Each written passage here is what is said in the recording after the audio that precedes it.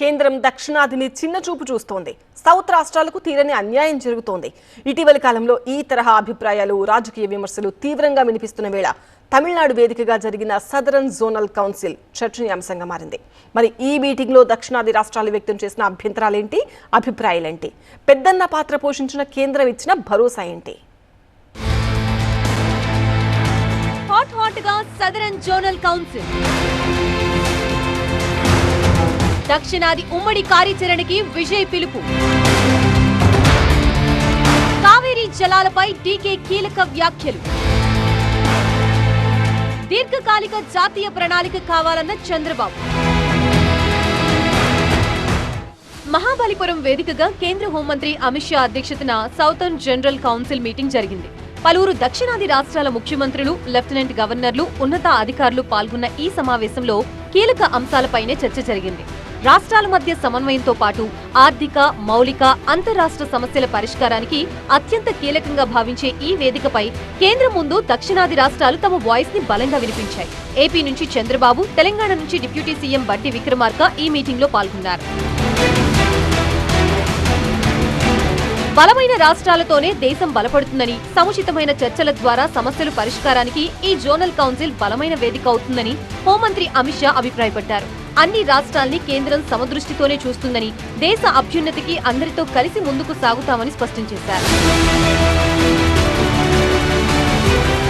దక్షిణాది రాష్ట్రాల సమగ్ర అభివృద్ధికి ఉమ్మడి కార్యాచరణ అవసరమన్న తమిళనాడు సీఎం విజయ్, దేశ జీడీపీలో దక్షిణాది రాష్ట్రాల వాటా 30% పైగా ఉందని గుర్తు చేశారు. డ్రగ్స్ నియంత్రణకి కలిసి పనిచేద్దామని పిలుపునిచ్చిన విజయ్, ఉమ్మడి ఆర్థిక, లాజిస్టిక్స్ క్లస్టర్లు ఏర్పాటు చేయాలని కోరారు. అంతర్రాష్ట్ర నదీ జలాల విషయంలో దిగువ రాష్ట్రాల హక్కుల్ని కాపాడాలన్న తమిళ సీఎం, కావేరీ జలాల విషయంలో సుప్రీంకోర్టు తీర్పు, కావేరీ జల నిర్వహణ సంస్థ నిర్ణయాల్ని అమలు చేయాలని విజ్ఞప్తి చేశారు. జనాభా ప్రాతిపదికన నియోజకవర్గాల పునర్విభజనపై దక్షిణాది రాష్ట్రాల్లో ఆందోళన ఉందన్న విజయ్, జనాభా నియంత్రణలో ముందున్న రాష్ట్రాలకి పార్లమెంట్లో ప్రాతినిధ్యం తగ్గకుండా కేంద్రం చట్టపరమైన హామీ ఇవ్వాలన్నారు. దక్షిణ మండలి సమావేశంలో కావేరీ జలాలపై కర్ణాటక సీఎం డీకే శివకుమార్ కీలక వ్యాఖ్యలు చేశారు. నీటి పంపకాల నుంచి నీటి సహకారం వైపు మళ్లాలన్న డీకే, సమానత్వం, పారదర్శకత, సహకారం కీలకమని చెప్పారు. డీలిమిటేషన్ తో పార్లమెంట్లో దక్షిణాది ప్రాతినిధ్యం తగ్గించొద్దన్న శివకుమార్, 1971 జనాభా ప్రాతిపదికన లోక్సభ సీట్లని 543 దగ్గరే నిలిపివేయాలని డిమాండ్ చేశారు. We have raised various issues in the interest of all the southern states.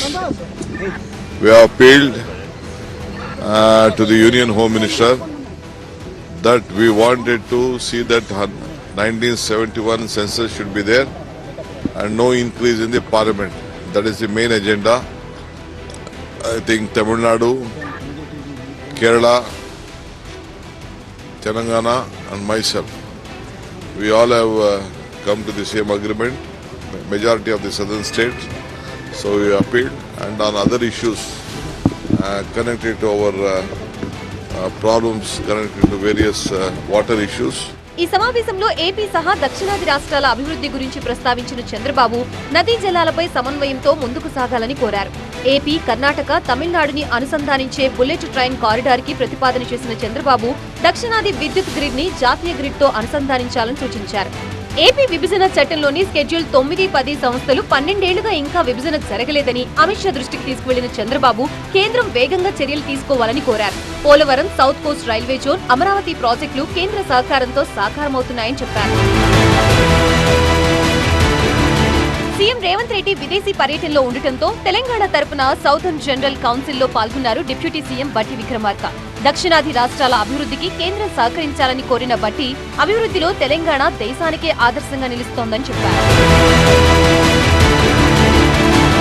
Kaveri జలాలపై southern council ముందు తమ డిమాండ్లుంచింది.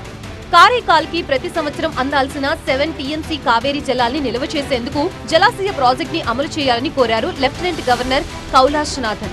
అదనంగా లభించే కావేరీ నీటిని భూగర్భ జలాల పునరుద్ధరణకి ఉపయోగించే ప్రాజెక్టులకి కేంద్ర ప్రభుత్వం సాంకేతిక, ఆర్థిక సహాయం అందించాలని కోరారు.